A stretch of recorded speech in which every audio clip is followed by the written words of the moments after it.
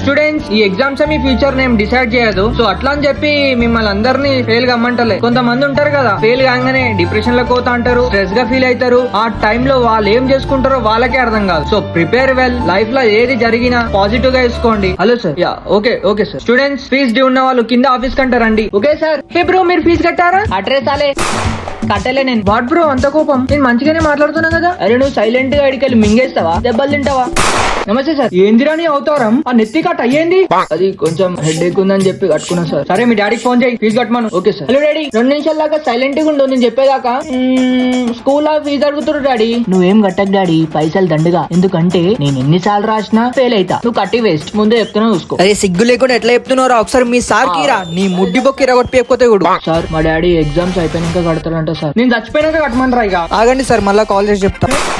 Next అమ్మా డాడీకి call చేయమ్మా.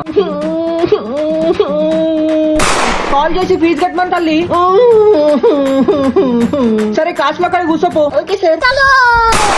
అన్న మనం ఫీజు కడితేనే హాల్ టికెట్ ఇస్తారంట సార్. డాడీ కాల్ లేపుతలేడు సార్. లేపడు. నా ఫోన్ లో నుంచి చేసినావు కదా. నేను ఫీజు అడుగుతానేమో అని లేపుతలేడు. అయినా పైసలు లేనప్పుడు గవర్నమెంట్ స్కూల్లో జాయిన్ చేసేది ఉండే మిమ్మల్ని. అయినా మిమ్మల్ని అంటే ఏం లాభం? బుద్ధి లేని మీ పేరెంట్స్ కనాలి.